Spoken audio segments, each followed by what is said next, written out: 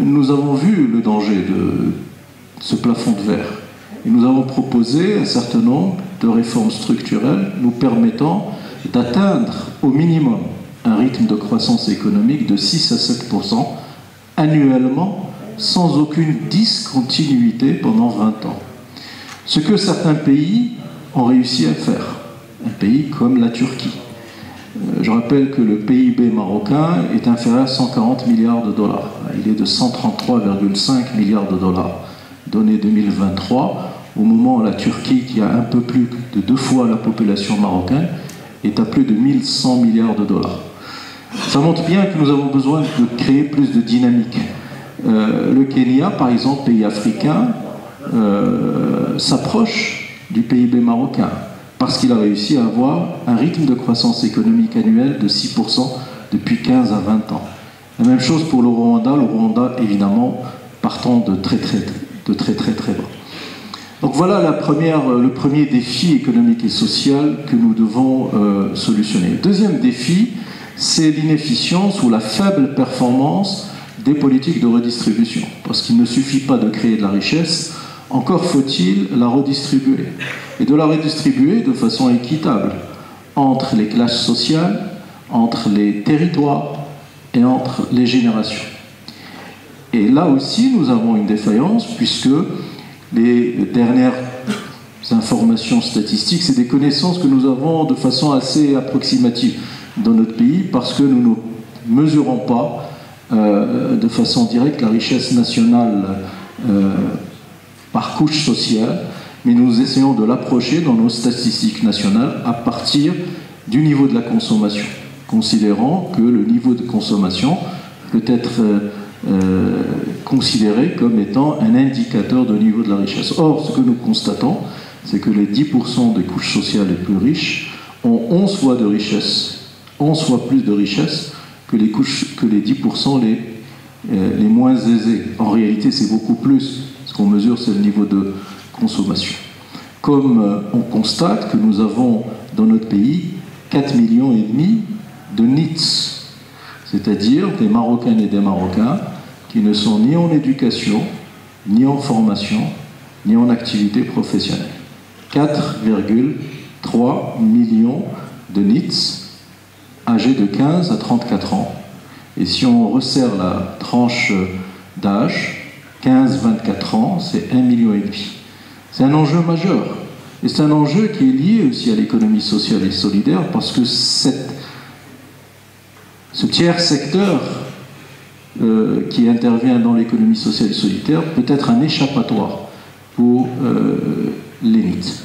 Écoutez, le recensement est un moment important dans la conduite des politiques publiques parce que c'est une opération qui permet d'éclairer davantage les effets, les répercussions des politiques publiques qui ont été déjà menées par l'État et qui permet évidemment de corriger en cas de besoin et de rectifier et d'orienter les décisions de politique publique. Le précédent recensement a eu lieu en 2014 et on avait estimé la population marocaine autour de 34 millions de personnes. Le dernier recensement qui vient d'avoir lieu au cours du mois de septembre dernier a abouti à un résultat assez surprenant, je dois l'avouer. Nous serions 36,8 millions de Marocaines et de Marocains. Je m'attendais à davantage, pour être franc, puisque l'horloge démographique statistique, j'allais dire mécanique du HCP donnait 36,7 et le recensement physique, le recensement opérationnel sur le terrain a donné un résultat très proche, 36,8.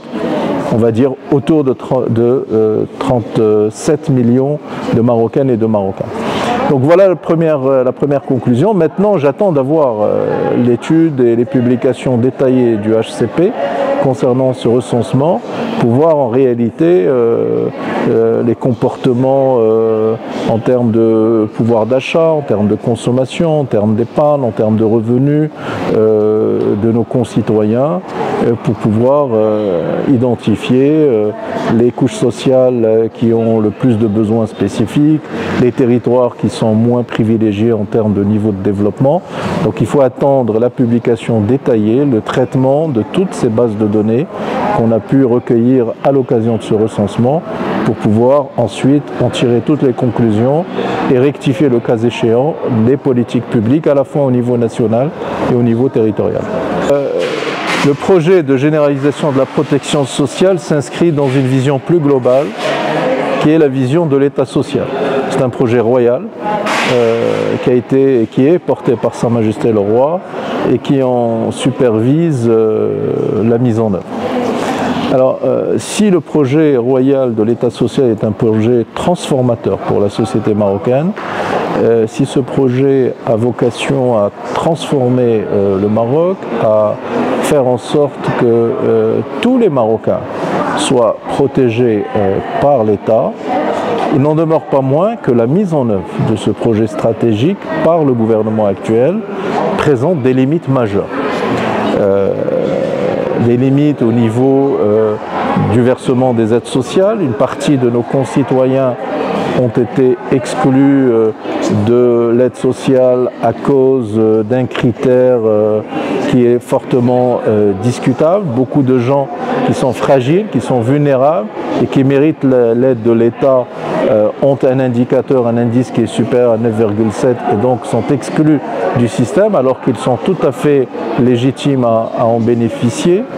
Le système également de la protection contre les risques de maladie, et donc ce qu'on appelle le système de l'AMO Tadamon, a également exclu une partie non négligeable des Marocains alors qu'ils sont tout à fait éligibles. Je rappelle que l'ancien système Ramed couvrait 18,4 millions de Marocains, alors qu'aujourd'hui, AMO Tadamon, c'est 11,3 millions de Marocains. Nous avons pratiquement 7 millions de personnes qui ont été exclues du régime d'AMO Tadamon et qui sont dans le régime AMO des travailleurs non salariés et qui n'ont pas la possibilité, n'ont pas les moyens d'assurer leurs cotisations. Tout cela constitue malheureusement des frottements, des frictions, des contraintes, des difficultés dans la mise en œuvre par l'équipe gouvernementale.